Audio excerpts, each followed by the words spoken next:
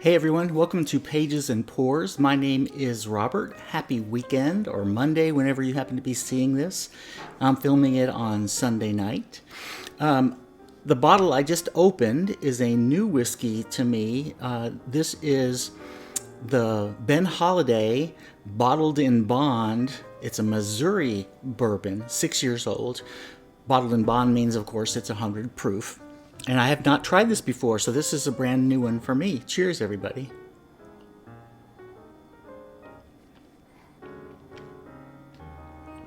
Tastes like bourbon.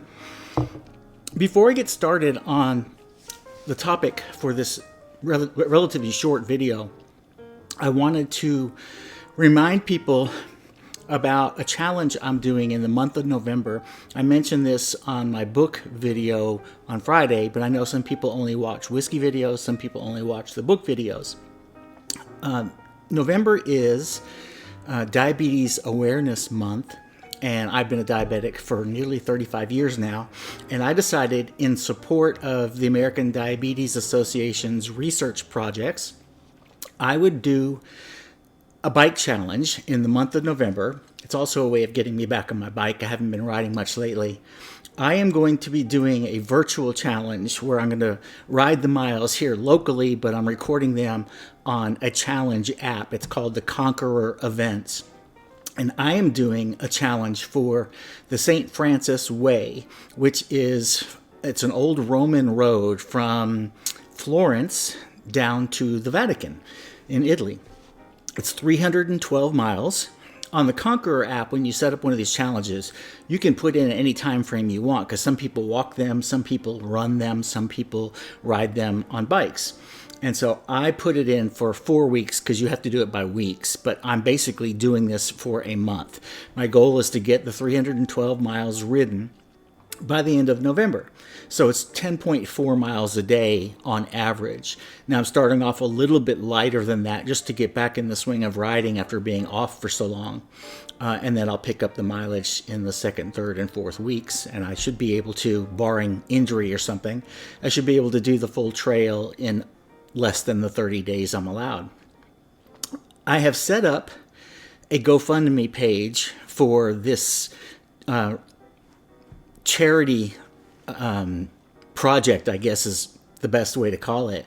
GoFundMe works with a lot of charities like the American Diabetes Association and other charities, where the money that people donate go directly to the charity. They don't come to me as the organizer at all. I don't touch any of the money.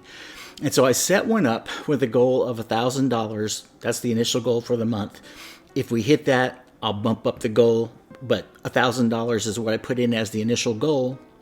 And the link to the GoFundMe charity is in the description box below. By all means, this is tough times for a lot of people. I don't expect anybody to donate except people who want to and are able to. So please don't feel obligated. But if you have a couple of dollars you want to throw to the American Diabetes Association's research projects, I'd be very appreciative. I think I'll do a weekly update on my mileage and also on the charity fundraiser in these videos. So for the next couple of weeks, I'll be focusing a lot of my attention on riding my miles and getting that 312 mile trail done in under the 30 days. I've ridden 5 days so far so good. A little soreness in my back, but that's not unusual.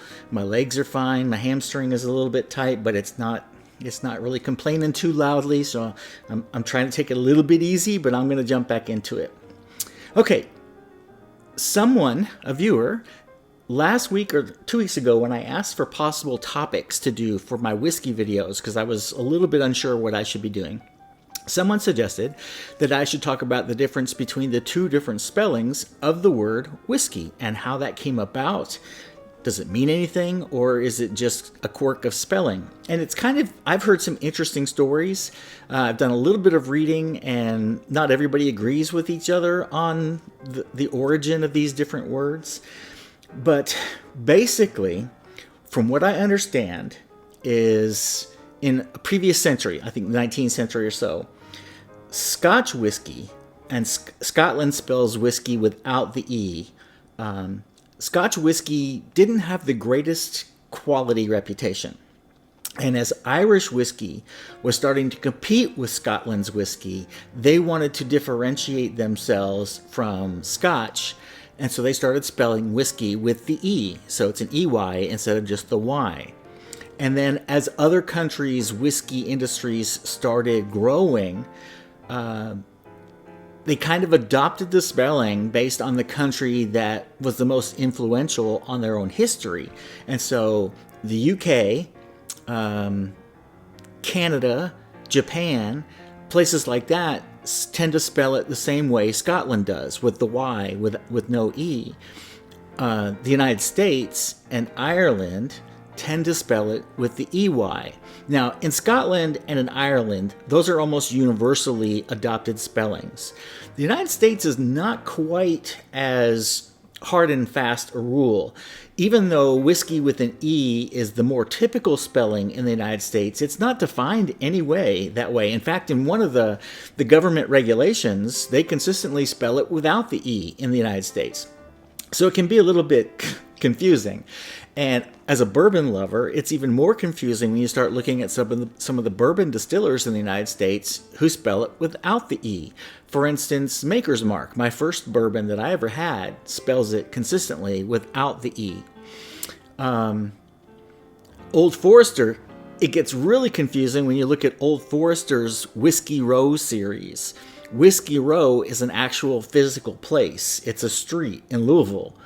And it's spelled EY. And so when Old Forester did their Whiskey Row series, they spelled Whiskey Row with an EY.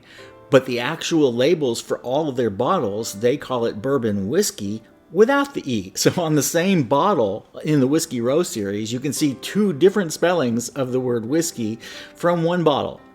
So it does get a little confusing. I tend to go without the E, because some of my favorite bourbons go without the E, and I drink a lot of Scotch. But what I usually do when I'm writing about it on Instagram or on the description of a video is, if I'm talking about a specific bottle, for instance, when I was talking about this on Instagram today, the Ben Holiday, I wrote it with the E because that's the way the distiller spells it. So I try to be consistent with the distiller if I'm talking about a specific bottle. But if I'm talking about whiskey in general, I typically spell it without the E, even though most American distilleries choose to spell it with the E. It makes absolutely no difference in terms of legal definitions or anything like that. It's just a tradition of spelling that's been handed down through generations and kind of morphs over time. And I'm not sure if it'll keep changing. If you want to get really perverse, whiskey in Wales is, I think it's spelled Whisgi. So it can get really confusing. But it doesn't mean anything. It's just a matter of spelling and tradition and a spat between Scotland and Ireland over whose whiskey was better at the time. So that's the stories I've read. Whether that's true or not, I can't swear to it. It's just a fun little detail that someone has brought up that I've read about a couple of different places, and kind of interesting whiskey history. Now, if you're interested in whiskey history like this, I can do other topics that are similar. As I learn more about it, I enjoy sharing that. So please let me know if this is the kind of thing that you'd like to see me do on the whiskey videos in this channel, and I'd be happy to dig into some more details. Until next time, please support the challenge if you can, and I will see you again next week. Cheers, everybody.